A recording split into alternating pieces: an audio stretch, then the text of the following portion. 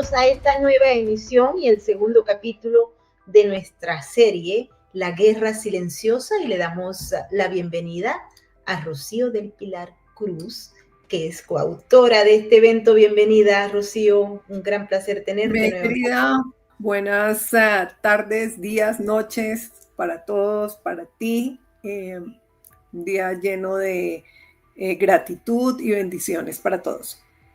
Así es, y a esta hora vamos a darle la bienvenida a todas aquellas personas que se comunican a través de nosotros, de todas nuestras plataformas. Un saludo a nuestra gente que está en España. Bienvenidos todos. Muchísimas gracias por escucharnos. Igualmente quiero saludar a todos los que forman parte de nuestra cuenta de patreon.com/Venezuela Política Realidades sin Filtros. Todos los que nos estén viendo por allí, muchísimas gracias y bienvenidos, al igual que nuestros amigos, la gran comunidad de Sin Filtros ni Censura en YouTube. Bienvenidos todos nuestros moderadores y toda la gente inteligente que a esta hora se está integrando a nuestro super chat. Dejen los mensajes, no dejen de comentar, porque es muy importante para nosotros recibir sus comentarios y saber sus opiniones, qué es lo que piensan, qué es lo que no piensan, a qué le tienen miedo en materia de desinformación. Saludamos también a todos los que nos siguen a través de nuestras redes sociales y, por supuesto, los que están a esta hora integrándose a nuestro Space de X. Bienvenidos todos y un saludo a nuestros amigos de Rumble. Bienvenidos. Bueno, Rocío, en nuestro segundo capítulo vamos a explicarles a todos ustedes cómo se generan las narrativas falsas y cómo esas narrativas, al no ser revisadas, al no ser contrastadas, inmediatamente pueden llevarse a la mente de la gente, la mente del colectivo. Es decir, la gente empieza a creerla porque se repiten y salen en medios, salen profesores explicando el tema, que es una narrativa creada, y terminan metiéndose en el cerebro de la gente, la creencia. ¿Por qué? Porque esto es un juego fundamental de la psicología. Cuando se construye y se impone una narrativa no verificada, se puede convertir en verdad histórica. Es un proceso extremadamente complejo que incluye lo psicológico, lo social, lo político, y aquí ustedes van a aprender exactamente cómo es para que se inyecten y eviten repetir lo que no es. Adelante, Rocío. Gracias, May. Pues hoy quisiera compartir con todos la búsqueda de la verdad. Todo ese ha sido el gran dilema del hombre por siglos y siglos, y es dónde consigo la verdad. Pero la verdad a veces no la recrean y como vemos en la lámina, hay alguien detrás mostrando lo que uno quiere ver. Alguien lo está construyendo. Eso depende también en la siguiente diapositiva. Esa verdad tiene pues muchos puntos de vista. Depende en donde estés parado, que puedes percibir a través de tus sentidos qué es real para ti y qué no. Entonces empiezan las eternas discusiones de si esto es así, es blanco o rojo, en el caso de la imagen, si es un círculo o es un cuadrado, y estamos viendo un cilindro. ¿Quién posee la verdad? Es un tema apasionante. En la siguiente diapositiva vemos dos conceptos fundamentales. El tema de la historia como disciplina que expone de acuerdo con los determinados principios y métodos los acontecimientos, básicamente los hechos. Y quien está y participa en el hecho es el único que puede contar la historia, o sea, plasmar la historia, si uno quisiera fijar el momento, pero obviamente de acuerdo a su sensación, a sus sentimientos, así mismo la va a escribir y es una historia completamente distinta para quien ha intervenido. Para ti, hoy este programa, desde tu perspectiva, es uno, donde estoy sentada yo, es otro. Y finalmente, cómo esa historia se termina convirtiendo en memoria a través de los juicios que se generan con esta cantidad de variables que entran de los momentos eh, en el momento preciso. Fíjate que hay tantos elementos que están presentes en este tema sobre la historia y la memoria. Es un proceso complejo que ustedes tienen que entender y por supuesto que el interesado en generar la falsa narrativa que se va a convertir en una historia fija siempre utiliza todas las herramientas que se requieren para ello, incluyendo los grandes medios, a los políticos, el relato político y también inclusive profesores universitarios, libros se escriben para fortalecer en la historia y en la memoria de la gente una narrativa generada para cambiar eventos, para engrandecer, como lo habíamos dicho en la otra parte, en el primer capítulo de esta serie, ¿no? Así es. Y hay estudios, porque esto no es un tema pues aleatorio de escuchar 3 charlas TED y ya, aprendimos.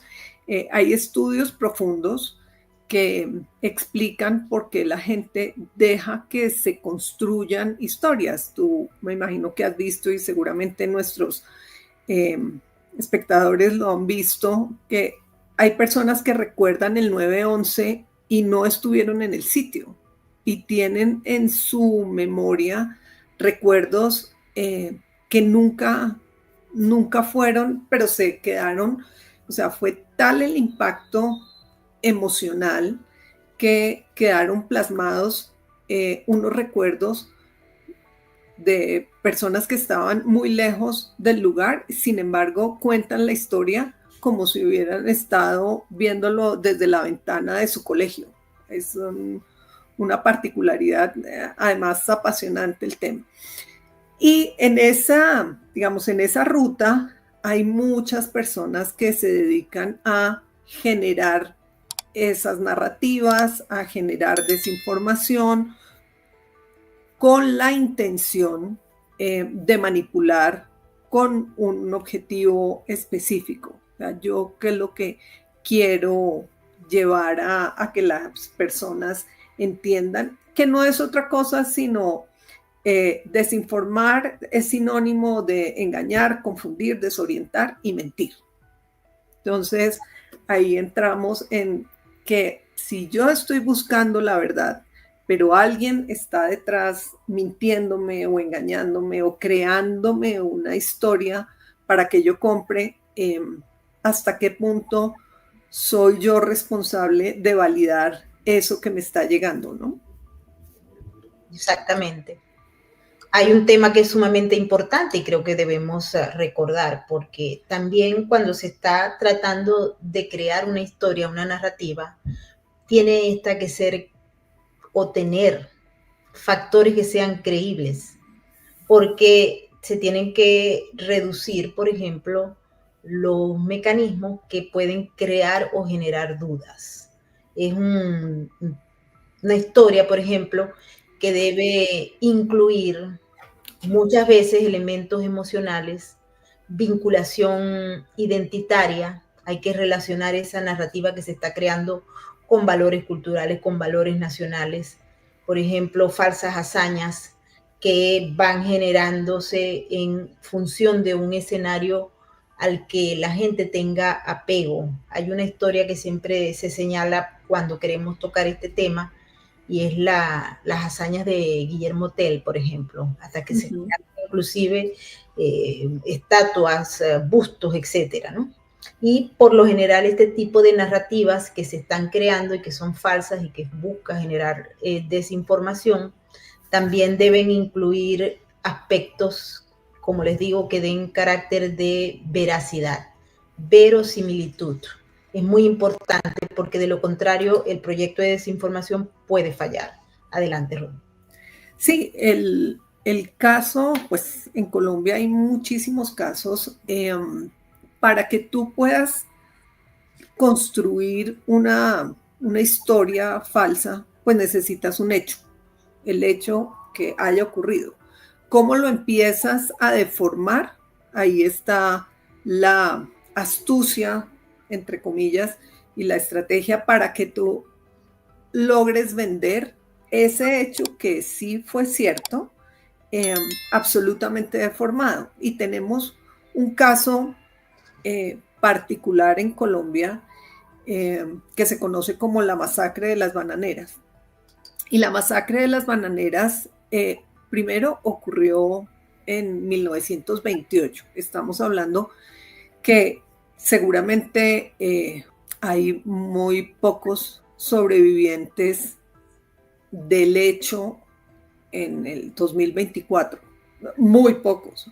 Lo que sí puede suceder es que las personas que vivieron esa época le hayan contado a sus familias a través de estas narraciones especiales, le cuentan a sus familias qué fue lo que pasó, porque el abuelo, porque el tatarabuelo participó y fue testigo quizás directo del hecho.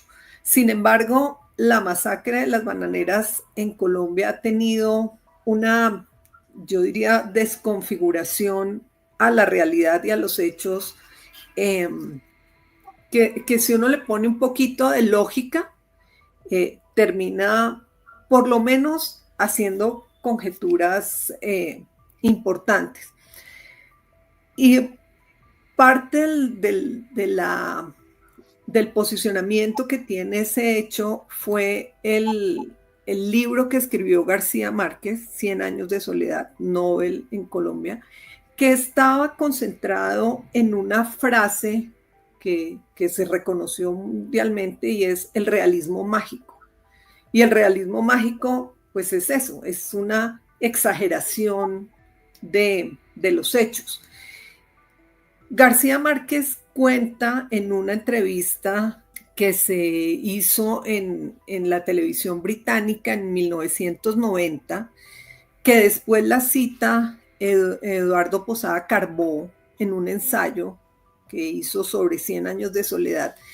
Y me permito, entre comillas, decir lo que García Márquez manifestó en esa entrevista. Dice: las bananeras es tal vez el recuerdo más antiguo que tengo, decía Gabo, fue una leyenda, llegó a ser tan legendario que cuando yo escribí 100 años de soledad pedí que me hicieran investigaciones de cómo fue todo y con el verdadero número de muertos, porque se hablaba de una masacre apocalíptica. No quedó claro para nada. El número de muertos debió ser bastante reducido. Lo que pasa es que 3 o 5 muertos en las circunstancias del país en ese momento debió ser realmente una catástrofe. Pues claro, o sea, un muerto es una catástrofe. Estamos hablando de 1928 en Colombia.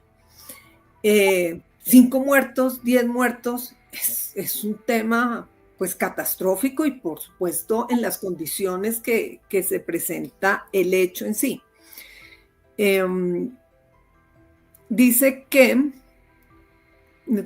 ese momento debió ser realmente catastrófico y para mí fue un problema porque cuando me encontré que no era realmente una matanza espectacular en un libro donde todo es tan descomunal como 100 años de soledad, donde quería llenar un ferrocarril completo de muertos, no podía ajustarme a la realidad histórica. Decir que todo aquello sucedió para 3 o 7 muertos o 17 no alcanzaba a llenar ni un vagón. Entonces decidí, dice García Márquez, que fueran 3,000. 3,000 para poder registrar el tema en su novela de realismo mágico. Porque era más o menos lo que entraba dentro de las proporciones del libro que estaba escribiendo. Es decir, la leyenda llegó a quedar ya establecida como historia. Y eso es lo que le terminaron contando a través del tiempo a seguramente los estudiantes, las personas que... Es que fue un libro que se tradujo casi a 100 idiomas.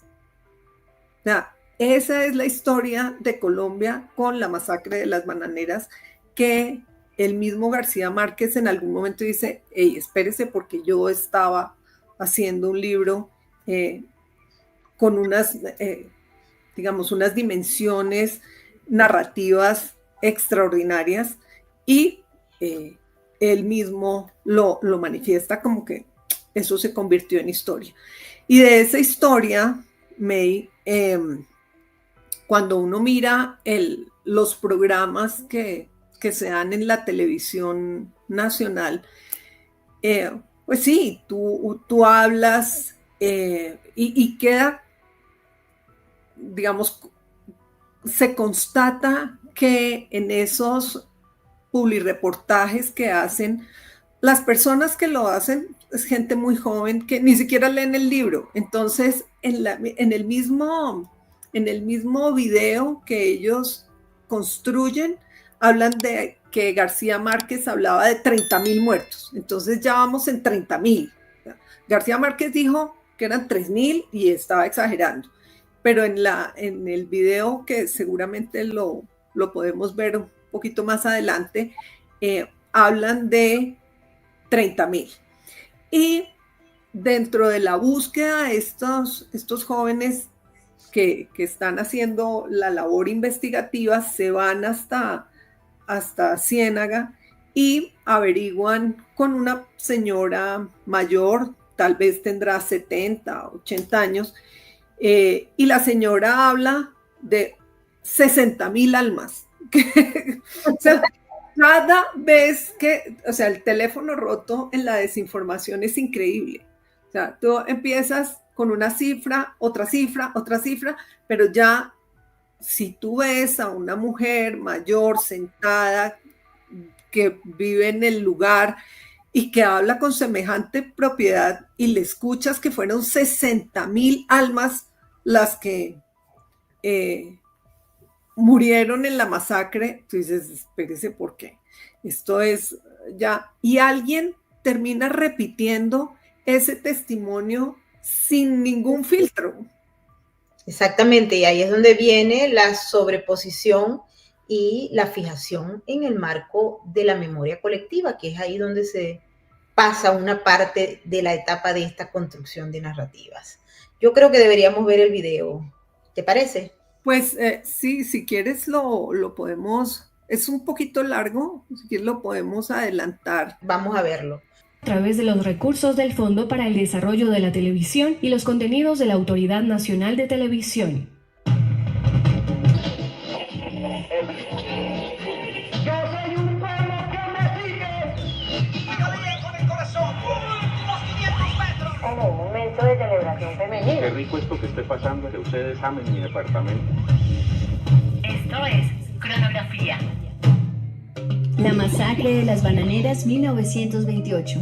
En los años 20 el comercio nacional comenzaba a abrirse de una manera sin precedentes al mercado internacional. La exportación de banano se había iniciado con la entrada del siglo y ya para los años 20 la industria bananera representaba cerca del 6% de la totalidad de las exportaciones del país. El corredor bananero fue monopolizado por una compañía extranjera que llegó a Colombia desde finales del siglo XIX, la United Fruit Company. ¿Saben qué año ocurrió la masacre de las bananeras? No. Cocha completa. 1928. La noche del 5 al 6 de diciembre de 1928 pasó a la historia colombiana como una de las noches más trágicas que se han vivido en nuestra tierra. La influencia de la United Fruit Company no se limitaba únicamente al tema de producción bananera, pues el fondo fue la relación entre Estados Unidos y el gobierno nacional, fundamental para que el conflicto violento se desarrollara en esta zona del país. A finales de la década tenemos una reconstrucción de las relaciones con los Estados Unidos y eso mejoró las relaciones, mejoró las exportaciones, colombianas hacia los Estados Unidos y viene la producción masiva de banano mediante una modalidad de contratistas y de tercerización de las fuerzas laborales que causaron muchos conflictos en los cultivos de la zona bananera.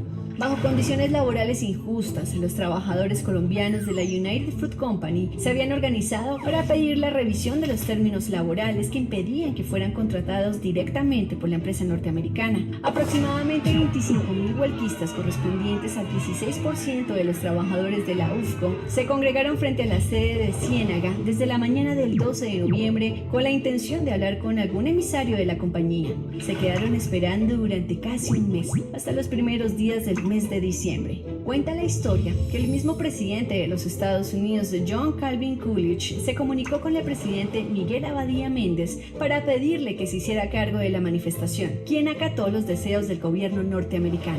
La noche del 5 de diciembre, el gobernador del Magdalena, Núñez Roca, emitió un decreto en el que le exigía a las fuerzas militares dispersar las huelgas. Llega el 5 de diciembre, dan la orden de desalojo del general Cortés Vargas. De una manera absurda, instala ametralladoras sobre el techo de la estación de Ciénaga. Dieron 5 minutos para desalojar la plaza y a los 5 minutos empezaron a disparar. Así fue como soldados del Ejército de Colombia abrieron fuego contra miles de manifestantes, dejando un número de muertos que hasta el día de hoy es incalculable. Los periódicos de la época y las versiones oficiales del Ejército hablaban de 20 muertos. Después, la cifra se incrementó a 200, y tiempo después, las cifras de los testimonios de los sobrevivientes rondaban los 1.000 huelguistas asesinados. Se especula que son 1.500. Otros, la prensa, dice que son 100 muertos. Y las noticias de Bogotá dicen que son 9, 12 muertos, una cosa así. Se crea toda una confusión, se oculta la verdad a la población y empieza la leyenda de la masacre de las bananeras. La huelga de las bananeras es considerada un caso emblemático del movimiento obrero en el país. Álvaro Cepeda Zamudio escribió la novela La Casa Grande, inspirado en la masacre, así como el dramaturgo Carlos José Reyes con Soldados y Jairo Aníbal Niño con El Sol Subterráneo. La novela 100 años de soledad trata el episodio de la masacre con una cifra de 30.000 muertos, que aunque producto de la ficción por mucho tiempo ha sido la cifra más oficial de la que se tenga conocimiento, dada la pobre memoria histórica oficial que se tiene del suceso. La United Fruit Company se estableció como única exportadora de la región y monopolizaba el uso del ferrocarril para el transporte del banano hasta los puertos. No sé si lo más importante son fechas, pero de todas maneras hay procesos que son muy importantes entender y yo valoro y aprecio cualquier proceso de enseñanza y de cultura. Bueno, y ustedes escucharon el programa, vieron cómo fue cambiando la realidad de un evento que, como dice Rocío, no hay en estos momentos ninguna persona que lo haya vivido, porque fue en una época, fue en 1928, y lo que quedó fue entonces la leyenda urbana que se va transformando en la medida en que se va comentando con los protagonistas o con las personas a quien se les está haciendo la consulta. Esto se repite porque es como una estrategia que ha ocurrido en otras oportunidades, en otros países, y siempre tenemos historias como estas en los países. Adelante, Rocío. Sí, de ahí entran pues muchos cuestionamientos. Y uno dice, ok, si en 1928, digamos que en 1928 fue como el 10º censo que se registró en Colombia. El primer censo en Colombia fue en 1825. 6 ocurrieron en el siglo XIX y 10 en el siglo XX. Hasta la fecha, pues Colombia ha tenido, o sea, son estadísticas del DANE, del Departamento de Estadística de Colombia. Y en ese momento, para 1928, según el DANE, en Colombia había 7.851.000 habitantes. Para esa zona del país, Magdalena tenía cerca de 290,000 habitantes. Y el municipio donde ocurrió la masacre, pues, o sea, imagínate tú lo que es la muerte de 3,000 personas. O sea, si ellos mismos aseguran que fueron 25,000 no había en ese momento, pues el territorio no tenía esa capacidad. García Márquez dice en su libro que tenían que llenar los 3,000 muertos en 200 vagones. O sea, no hay un tren que tenga esa capacidad, pero nadie se detiene a mirar esa explicación y simplemente la comparten y la empiezan a asociar con el sometimiento de las empresas estadounidenses y por supuesto todo el tema de sindical y a recoger unas banderas y a traer a la memoria una rabia que pues la verdad no le hace ningún bien a los países. O sea, cuando tú no sanas una herida, sino simplemente empiezas a recoger todas esas historias, las sobrevaloras y la gente, pues por supuesto, se siente indignada porque, pero ¿cómo iban a poner 5 ametralladoras encima de una historia que el que está contando, pues no sabía cuántas personas tenía el ejército en ese momento dispuestas para poder cometer un acto de semejante magnitud? Entonces es simplemente invitar a las personas a que cada vez que escuchen alguna, entre comillas, historia, simplemente hagan un contraste. Y hoy con la posibilidad de la inteligencia artificial, tú validas cualquier información y la contrastas en segundos y puedes argumentar, óigame, ¿esto es cierto o me están contando una historia inflada? Sí es. Hay que revisar bien porque hay muchas aplicaciones de inteligencia artificial que son muy buenas, que tienen un objetivo muy bueno, pero que fueron alimentadas con información que solamente domina una sola tendencia y es arbitrariamente de izquierda. Esto también hay que entenderlo así. Seguimos con los otros puntos sí. En la presentación. Digamos, la pregunta o una de las preguntas centrales que uno debería hacer cada vez que ve una noticia, lee un mensaje en X o en cualquier red social es ¿a quién le conviene desinformar sobre este tema? ¿O quiénes se benefician si yo estoy... Si logramos que cada persona tenga en su cabeza un poquitico de pensamiento crítico y diga, espérese porque, o sea, tengo que dar el beneficio de la duda. Si esto es tal cual como lo están contando o a quién estoy y o por supuesto en el momento que yo empiezo a darle un retweet o a compartir algo que no he contrastado, pues seguramente estoy sirviendo a una causa en la que estoy completamente en desacuerdo o soy ajena a eso. Sin embargo, pues porque lo pintan muy bonito, hacen una producción increíble y ya, se compra sin más ni más. Y esos son digamos, todos los escenarios donde se puede trabajar. No es solamente en el tema militar, sino en el tema político, económico y de ahí en adelante todo lo que uno quiera hoy.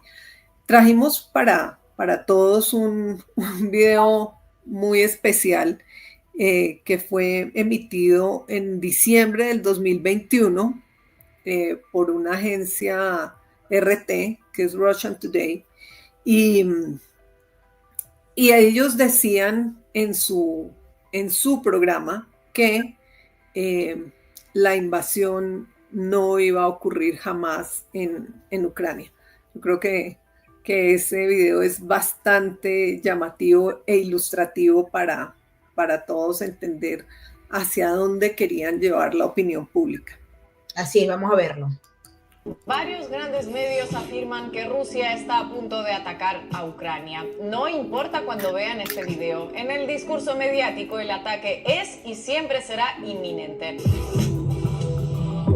Esta vez, tanto Estados Unidos como Reino Unido y Ucrania tienen una buena cantidad de motivos para agitar el miedo a ese ataque inminente eternamente postergado. A pesar de los desmentidos oficiales, los medios estadounidenses siguieron insistiendo en que existe un plan para un inminente ataque. Entonces, sí, con el respaldo de Kiev comenzaron a multiplicarse las noticias y declaraciones sobre la inminente invasión rusa, siempre sin aportar pruebas y con personas que prefieren mantener el anonimato como fuente todopoderosa.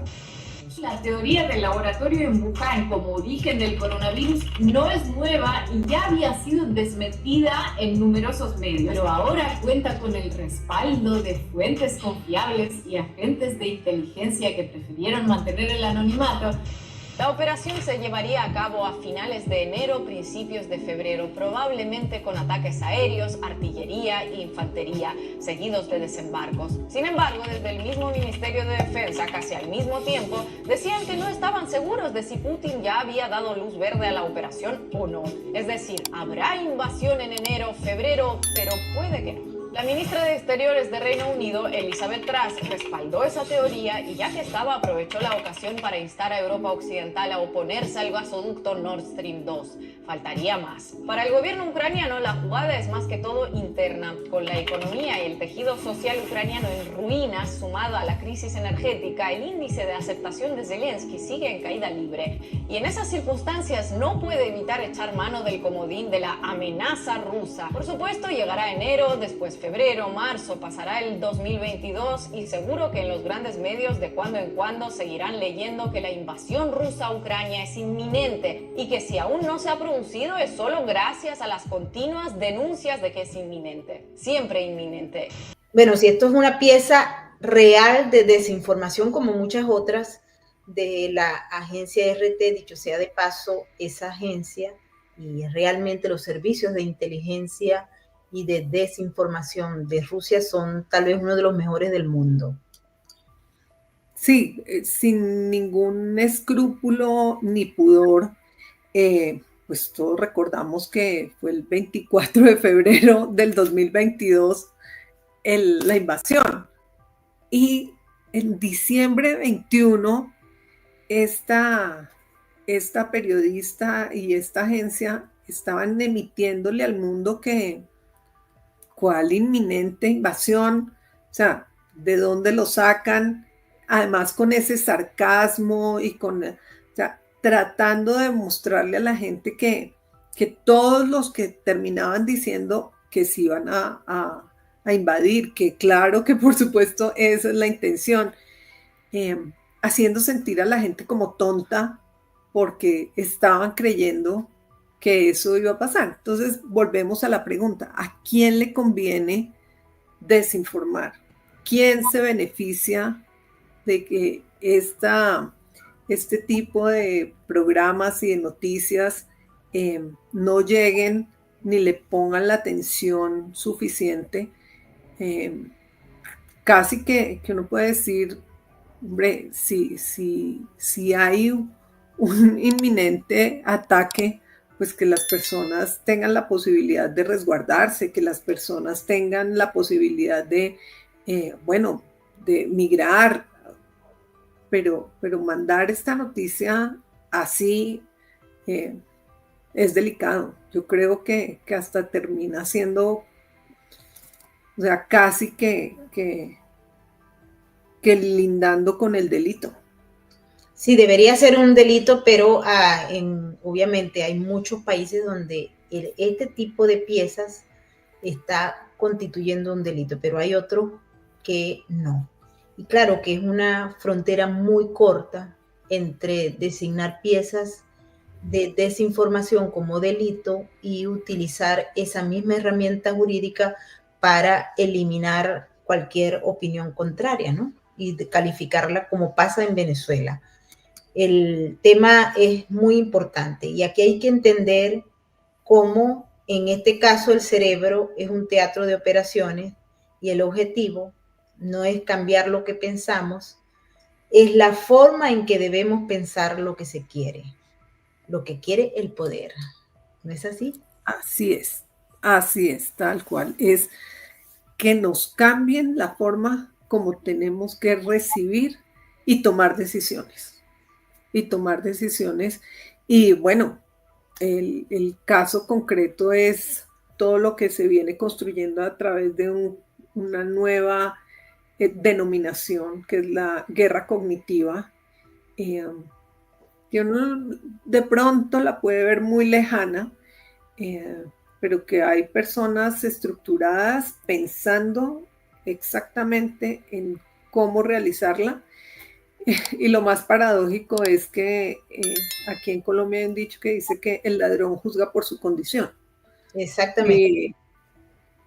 Pues yo creo que si vemos el video siguiente, nuestros televidentes podrán entender. Vamos a ver el video y yo quiero que ustedes, todos los que están allí detrás de la pantalla, opinen. Este es un personaje que vale la pena verlo. Él escribió un libro que le voy a tratar de poner en la descripción para que ustedes vean el nivel del personaje. Adelante con el video. De cuarta generación, guerras híbridas. Bueno, o sea, busca atacar a la mente de la población más que a la población militar específicamente. Y fíjese cómo ya de estos 5 ámbitos, el marítimo, el terrestre, el aéreo, el espacial, el cibernético, que ya operan dentro del marco de la guerra, bueno, se suma ahora la guerra cognitiva, que es buscar al hombre como un arma, inicialmente aproximándolo a los medios digitales, a las redes sociales, y luego aproximándolo a los entes de poder político y financiero para la configuración de una nueva ingeniería social más proclive al capitalismo. Y eso tenemos que pararlo. Y por eso, ministra de Educación, atinada reflexión cuando usted dice que el futuro de la patria está precisamente en la revolución educativa. No podemos entregar las mentes de nuestros niños, de nuestros jóvenes, de nuestros estratos sociales al imperialismo norteamericano, a las causas más perversas de la humanidad.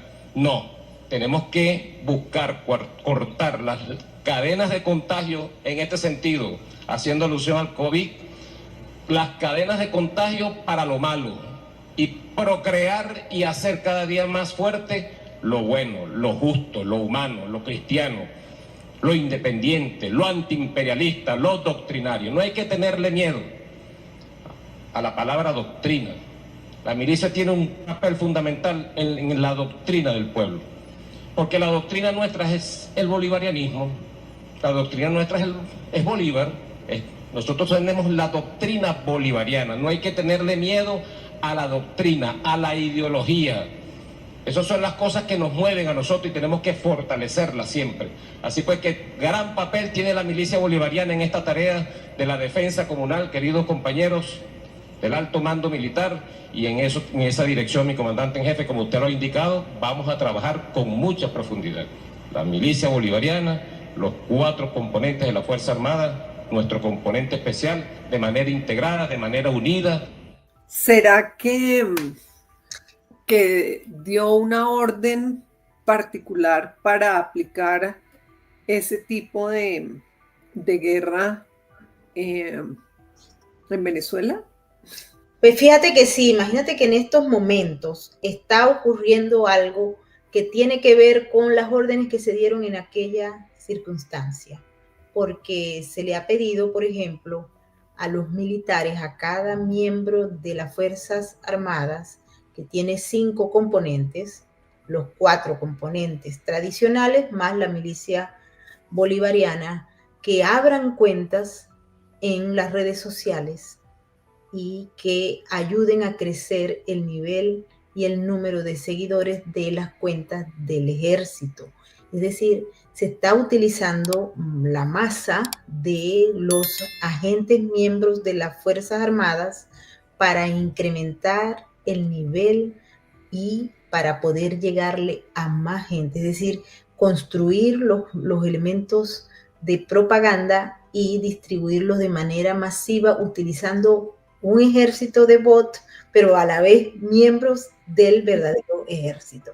Increíble lo que se está dando en Venezuela y se está haciendo de manera silente, donde nadie le presta atención a nada porque toda la gente está hastiada de una realidad y poco le importa qué es lo que están haciendo, pero en función de eso se sigue sembrando el mensaje y se van a seguir sembrando las narrativas falsas, convirtiéndolas en verdad, y posteriormente pues salen los libros hasta para enseñarlos en la escuela, porque en Venezuela los niños pequeños en la escuela tienen libros, los que son las escuelas públicas, donde está Chávez al lado de Simón Bolívar, del Negro Primero y de Jesucristo. Es decir, es la transformación de la historia en un elemento demagógico, personalista y por supuesto construido con un objetivo clave. Adelante, Rosy.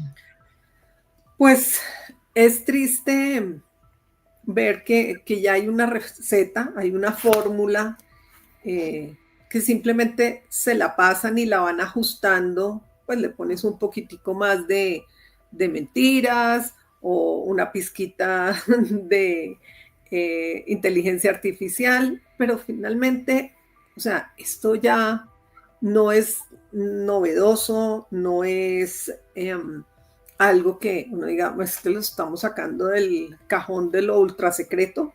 No, esto se hace abiertamente público. Y abiertamente público es como la gente tiene que hacer un alto en el camino, revisar y entender hacia dónde me quieren llevar a mí. Un like es demasiado poderoso. Es demasiado poderoso frente a todos estos algoritmos que empiezan a potencializar unos personajes que, como decíamos en el capítulo anterior, antes de ganar o tener un enfrentamiento ya están declarados o como víctimas o como victimarios. Exactamente. Y muchos de ellos se declaran también como ganadores, ¿no? Ahí tienen la receta para un fake o un bulo. Justamente eso, por lo general, se crea un caos, distracción, lenguaje básico, expectativa de un futuro mejor, gradualidad.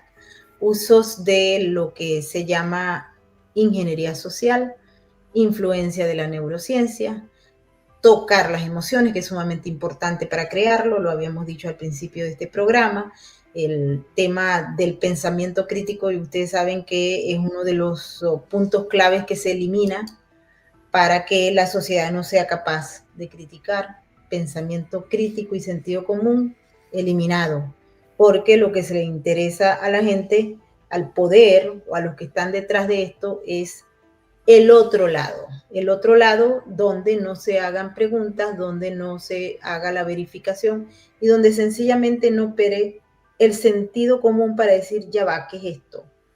Porque esto es así. Y es un juego que realmente, como él decía, que eran las cadenas de contagio. Las cadenas de contagio, son cadenas de contagio. Lo decía bien este individuo llamado Padrino López. Pues, y hay una variable que ha aparecido a lo largo del estudio del fenómeno como tal de las noticias falsas y de todo lo que es la desinformación, y es el cambio del lenguaje, porque uno ve que es un lenguaje, claro, tratan de bajarlo a un código de comunicación muy básico, pero empiezan a rayar con la grosería, con la insolencia, con la vulgaridad, que finalmente pues llama mucho la atención. Tú oyes así veas un video muy corto, pero si arranca con una palabrota, pues tu cerebro se detiene ahí, o sea, como que, ¿qué fue lo que pasó? Entonces, es llevar a que se utilice ese lenguaje soez en contra de la institucionalidad, en contra de las fuerzas del orden, a que se le pierda el respeto a las figuras de poder y de respeto. Un fenómeno muy parecido, que seguramente lo podremos ver más adelante, es cómo se crea una narrativa en contra de la iglesia. Y piensa la iglesia que, digamos, los pilares, la institucionalidad, la familia, la iglesia, independiente, o sea, yo digo la iglesia, pero pues la religión que cada persona profesa, tratan de atacarla con un propósito específico, y es que la gente no tenga ninguna figura de poder que lo pueda contener o que lo pueda contrarrestar, ¿sí? Los hijos hacia los padres, a los maestros, a este tipo de cosas, como que desafiando todo el tiempo, pero tiene que tener ese ingrediente adicional, que es un lenguaje absolutamente vulgar. Muy vulgar, y se utiliza para ello también todo o muchos de los actores de la sociedad. Uno revisa el tema de los videos en TikTok o en cualquier otra de las redes sociales, pero esencialmente TikTok se caracteriza por eso, y cómo van generándose influencers que luego utilizan la fama, la celebridad que llevan para atacar a la institucionalidad, igual que con muchas otras acciones. Esto ha generado también, por supuesto, caos en muchas de las sociedades donde ustedes quieran revisar el tema, porque se utiliza, por ejemplo, un evento que crea indignación, o se empieza a ubicar a una persona para demonizarla. Por ejemplo, podemos poner el caso de Milei en Argentina, cómo se ha generado un mecanismo de narrativa falsa para desmeritar las instituciones, deslegitimarlas desde todo punto de vista. Miren cómo era el movimiento de los eventos que se produjeron en la semana, cómo destruyeron la propiedad pública, los carros, las patrullas, y iban directamente a la policía. También pasó en Colombia, pasó en Chile, pasó en muchos otros lugares, y pasa aquí en Estados Unidos. Sí, eso es lo que decíamos, es una receta, y simplemente se la pasan unos y otros, le hacen unos pequeños ajustes, pero debajo de eso hay unas, podríamos decir, células que las reciben, o sea, ya todo está absolutamente estructurado y creado. O sea, eso no es generación espontánea que alguien un día se levante y dice, yo voy a retransmitir esto. No, ya está articulado, muchísimo dinero hay para crear estas redes. O sea, dinero que uno dice, ¿de dónde viene el poder crear una bodega o una granja con cientos de personas únicamente en esa tarea y en esa misión? Ahí hay un tema importante de trazabilidad de recursos, porque ¿quién está financiando a toda esta gente? Dudo mucho que las personas, sí, muchos de los que retransmiten, pues son ciudadanos, digamos, distraídos con el tema, pero los que trabajan en forma son cientos y cientos de personas que están recibiendo demasiado dinero para poder hacer este tipo de ejercicios, que ya sabemos que tienen un resultado, y tienen un resultado tristemente favorable para quien lo está construyendo. Claro, y es la distribución de la información que muchas veces se hace o por dinero o por desconocimiento o ignorancia o porque se descuidaron o porque le parece que es simpático. Y eso hace, lo dijimos al principio de esta serie, que ustedes, por un like, por reenviar, se puedan convertir en soldados de la desinformación también. Y eso es lo que tenemos que trabajar para evitar que se produzca.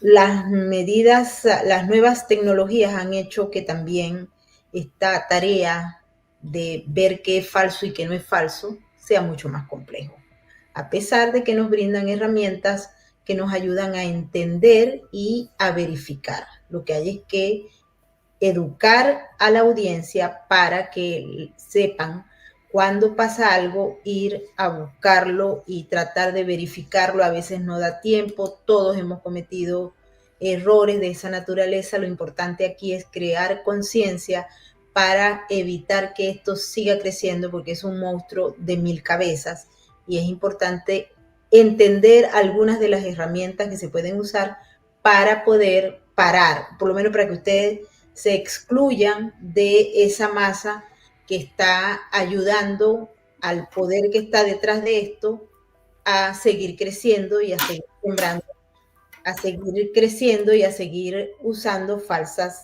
narrativas para convertirlas en verdad.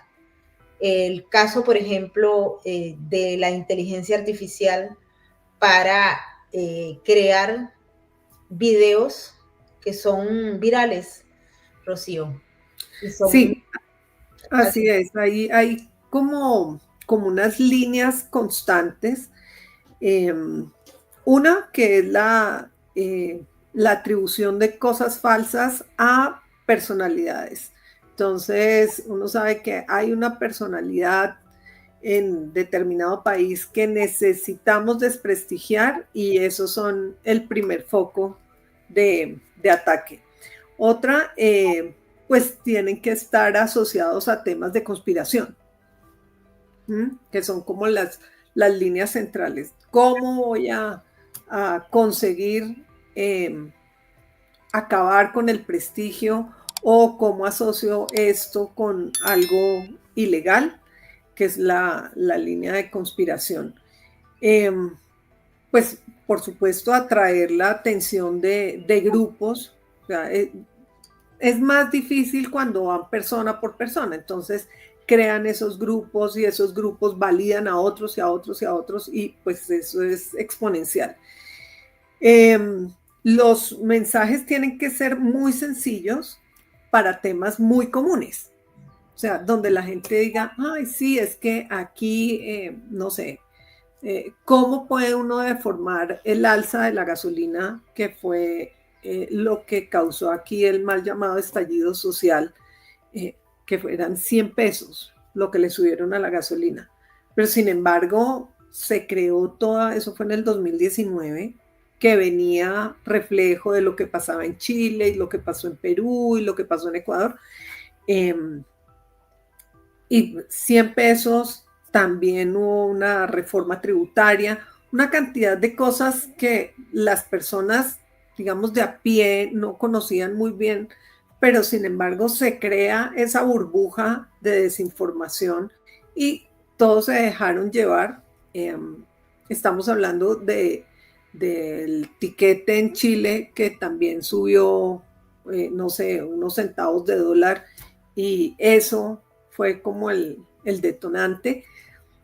Y ahí estaba la misma trazabilidad, la misma receta estaba contemplada en cada uno de los sitios. Y obviamente tienen que afectar la emoción o al miedo o a la rabia. O sea, eso es lo que tienen que empezar a mover a través de de lo que es una noticia falsa. Sí, es una noticia falsa y vamos a ver un video en estos momentos. Ustedes se van a preguntar y van a decir, wow, ¿qué es esto? pero es importante observarlo para que, 1, tomemos conciencia, 2, revisemos antes y 3, entendamos en qué margen de maniobra nos estamos metiendo con estos mecanismos que hay. Adelante con el video.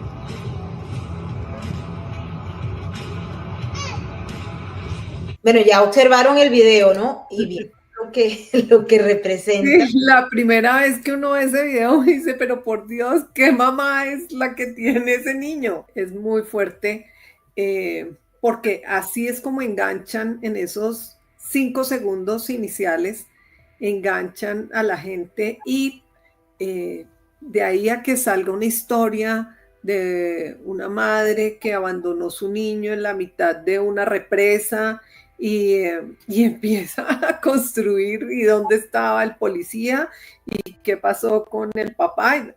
Y de ahí pues hacer pues la novela más grande del mundo, y es simplemente una imagen editada con inteligencia artificial. Increíble. Increíble.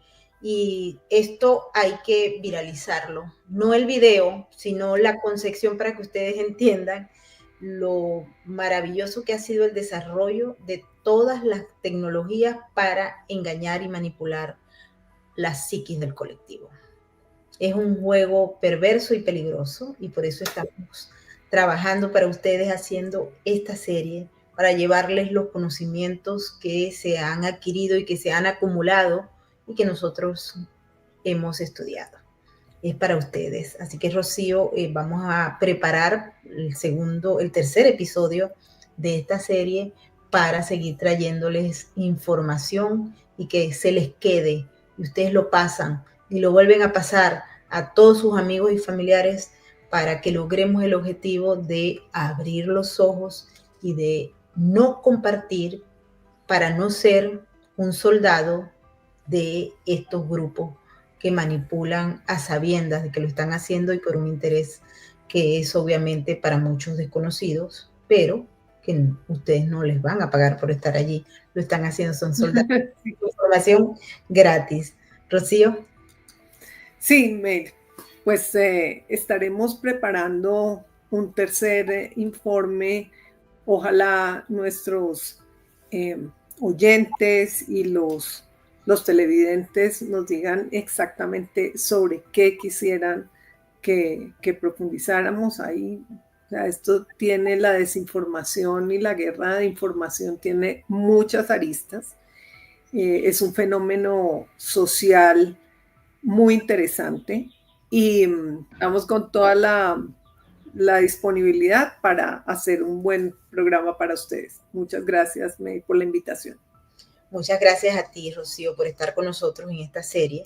Y ya lo escucharon. Si ustedes quieren puntos para que tratemos en esta serie, si tienen ejemplos, pásenlo. Ahí está el correo electrónico. Envíen sus ideas y también pónganlo en los comentarios. Los invitamos a comentar, a criticar, a explicarnos si a ustedes les ha pasado algo parecido, que por supuesto a todos nos ha pasado. Yo no creo que haya nadie excluido, salvo que viva en una montaña por allá perdido y de pronto pues leyó un libro que no era verdad, que estaba, por ejemplo, leyó las historias de Guillermo Tell, o dice que había conocido un personaje que nunca existió, pero que en los libros lo plantean como si fuera real. Son elementos que necesitamos dominar. Ahora sí nos vamos. Quiero agradecerle a toda la gente que nos ha acompañado en este segundo episodio de nuestra serie La Guerra Silenciosa. Por favor, compartan con amigos y familiares. No se les olvide darle un like y compartirlo y ponerlo en las redes sociales. También los invitamos para que estén presentes en nuestra cuenta de patreon.com/Venezuela Política Realidades Sin Filtros. Si ustedes todavía no forman parte de nuestra cuenta, por favor vayan hasta allá y hagan lo posible para meterse dentro del grupo. Y por supuesto también quiero agradecerle a todos aquellos que se han suscrito a nuestro canal de Sin Filtros y Sin Censura, y también a través de todas nuestras redes sociales. Los invito también para que vayan con el blog Venezuela Política, donde tenemos nueva información del Pollo Carvajal. Yo sé que a ustedes ese tema les interesa y muy pronto vamos a traer detalles hasta ahora desconocidos de ese caso tan importante. Ahora sí nos despedimos y lo hacemos como siempre con el mensaje de la RAC, porque recuerden que juntos salvamos vidas. Su mirada no conoce de estadísticas. Aún así, millones de ellos padecen una cruda realidad. Su lealtad es inquebrantable, aunque no haya nadie con quien compartirla. La diferencia la haces tú. Adopta, esteriliza, colabora. Red de Apoyo Canino.